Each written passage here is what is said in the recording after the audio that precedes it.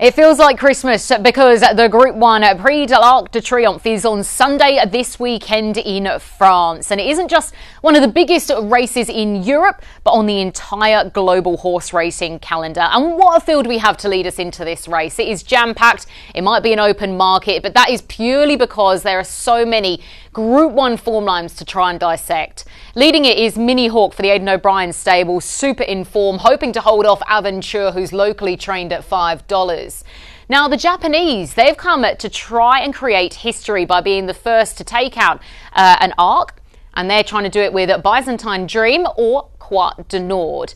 Now, I touched on Mini Hawk from the Aidan O'Brien stable, and it's not her that I want to reference in this. It is actually Los Angeles, who's at $26. Now, you might be thinking I've gone mad and those are huge odds, but bear with me and I'll explain why in a minute. But first, I'd love to have a look at Croix de Nord, winner of the Japanese Derby. He is a 3-year-old by Kitasan Black, who looks primed for the ARC this weekend. This was him getting his first taste of French soil. He's on the outside in the Red Silks. This was in Group 3 company, and I think he did a cracking job. Now Croix de Nord to the outside. Deriz is trying to come through. Far side it is Naran, Bolster, Uthred. Here is Croix de Nord. He ran about a bit and Deriz now sees daylight. Croix de Nord takes a narrow lead from Naran. Deriz on the outside, but Croix de Nord just in front, close to the line. Deriz has launched, but just missed out. I personally think Croix de Nord ran on really strongly to hold off the favourite Deriz in this event, but there were some critics. They said that they thought this race was run really slowly over the 10 furlong and therefore it didn't hold up as a fair event.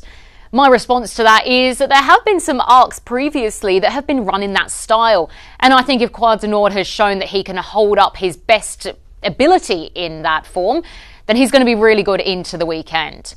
Another runner who I believe is forgotten, that is Los Angeles. Here he is right towards the front in the blue and burgundy colours. Now, he does fade in this event, but I think he's just going to take a stack out of this run. So also Byzantine Dream. Al McCann with the yellow with a stance. Arrow Eagle behind those. Byzantine Dream in the red cap has joined Sozy. It'll be this pair. It's Byzantine Dream in front and he wins. Sozy got beat into second position.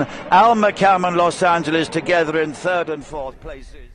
Now, granted, he did fade late, but if you do have a look back through this horse's recent form, Royal Ascot went horribly wrong. They had to really back off him after that. He then went to the Curragh Undone and he went into this Undone ever so slightly. But what I have seen is significant improvement between those runs. And you can't forget that Aidan O'Brien has openly spoken that he thinks Los Angeles is an ARC horse.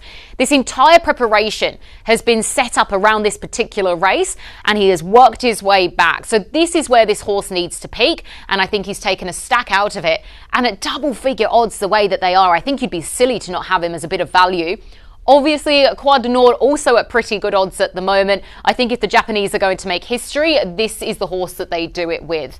It's a very deep race. There is a lot of horses you can make a case for, but for me, it's Croix de Nord on top and Los Angeles as a value pick.